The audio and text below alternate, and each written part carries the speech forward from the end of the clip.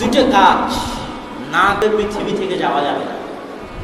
আমার ছোট্ট গবেষণা, কিছুই যদি আমি এবং আপনি না করতে পারি, তো দুটো কাজ না করে পৃথিবী থেকে গেলে বাঁচার রাস্তা নাই।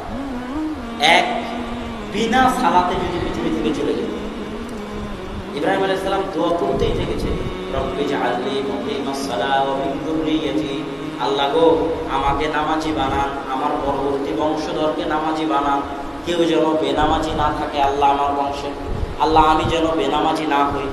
মানে বেনামাজি হয়ে দুনিয়া থেকে যাওয়া যাবে না। কথা বুঝতে পারেননি? কিছুই যদি না করে যেতে পারেন, অন্তত কি হয়ে দুনিয়া থেকে বিদায় নিতে হবে? সালাত আদায়কারী।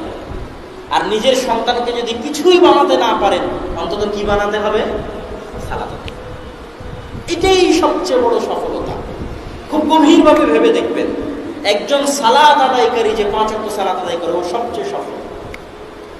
আর আরেকটা জিনিস না করে যাওয়া যাবে না, সেটা হচ্ছে কোরআন না শিখে। এটা কল্পনায় আনা যাবে না যে আপনি কোরআন পড়া জানেন না আর আপনি দুনিয়া থেকে চলে গেছেন। আপনার কোরআন পড়ার ভাগ্য হয়নি আর আপনি দুনিয়া থেকে চলে গেছেন। এটা যেন না হয়, আল্লাহর ওয়াস্তে দোয়াই লাগে। বিনা সালাতে বিনা কোরআনে আল্লাহ সুবহানাহু ওয়া তাআলা যেন আমাদের পৃথিবী থেকে না উঠায়। আল্লাহুম্মা আমিন বলেন।